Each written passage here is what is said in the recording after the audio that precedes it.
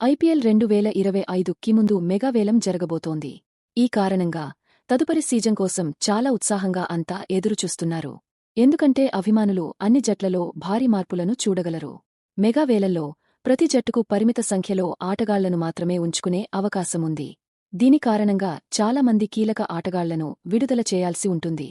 ఇటువంటి పరిస్థితిలో ఈసారి కూడా కొంతమంది పెద్ద పేర్లు వేలంలో భాగం కావచ్చు. ఇందులో కొంతమంది జట్టు కెప్టెన్లు కూడా చూడవచ్చు. ఆష్తన్ చివరి మెగా వేలం 2022 సీజన్కు ముందు జరిగింది. ఆ సమయంలో అనేక జట్లు కొత్త కెప్టెన్లను నియమించాయి. అయితే దీని తర్వాత తదుపరి 3 సీజన్లలో పెద్దగా మార్పు కనిపించలేదు. కానీ ఈసారి ఈ కెప్టెన్లను విడుదల చేయవచ్చు అని తెలుస్తోంది. వారిలో కొందరు మంచి వ్యక్తిగత ప్రదర్శనతో ఆకట్టుకున్న వారు కూడా ఉన్నారు. కానీ వారి నాయకత్వంలో జట్టు విజయవంతం కాలేదు. మరికొందరు 2 రంగాల్లోనూ ఫ్లాప్లుగా నిరూపితమయ్యారు. జట్లు విడుదల చేయగల 3 కెప్టెన్ల గురించి ఇప్పుడు తెలుసుకుందాం.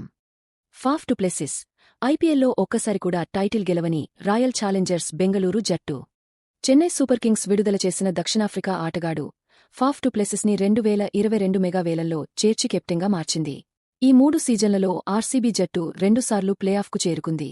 ఐపీఎల్ 2024లో ఆర్సీబీ చెడ్డ ప్రారంభాన్ని కలిగి ఉంది. కానీ రెండవ దశలో నిరంతర విజయాల పరంపర ప్రారంభమైంది. దీంతో జట్టు టాప్ 4లోకి చేరుకుంది. అయితే ఎలిమినేటర్ మ్యాచ్లో ఓడిపోవడంతో లీగ్ నుంచి నిష్క్రమించాల్సి వచ్చింది. బెంగళూరు జట్టు ఇప్పుడు భారత కెప్టెన్ ఎంపికను పరిశీలిస్తున్నట్లు నివేదికలు ఉన్నాయి. ఇటువంటి పరిస్థితిలో ఫాఫ్ను విడుదల చేయవచ్చు. శిఖర్ ధావన్ పంజాబ్ కింగ్స్ వారి అదృష్టాన్ని మార్చుకోవడానికి కెప్టెన్లను నిరంతరం మార్చింది. 2023 సీజన్కు ముందు అనుభవజ్ఞుడైన భారత ఓపెనర్ శిఖర్ ధావన్ను నాయకుడిగా చేసింది. శిఖర్ కెప్టెన్సీలో కూడా పంజాబ్ ప్రదర్శన ప్రత్యేకించి ఏమీ చేయలేదు. అదే సమయంలో ఐపీఎల్ 17వ సీజన్లో ధావన్ కొన్ని మ్యాచ్లకు మాత్రమే కెప్టెన్సీ చేయగలడు. గాయం కారణంగా దూరంగా ఉన్నాడు. అతని ప్రదర్శన కూడా ప్రత్యేకంగా ఏమీ లేదు. ఇలాంటి పరిస్థితుల్లో శిఖర్ని విడుదల చేసే అవకాశముంది.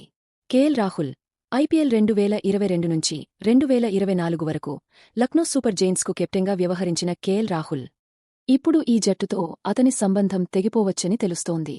రాహుల్ తొలి 2 సీజన్లలో జట్టును ప్లేఆఫ్స్కు తీసుకెళ్లాడు. అయితే గత సీజన్లో ఎల్ఎస్జీ లీగ్ దశ నుంచే నిష్క్రమించింది. కెప్టెన్సీతో పాటు రాహుల్ బ్యాటింగ్ విధానం కూడా ప్రశ్నార్థకమైంది.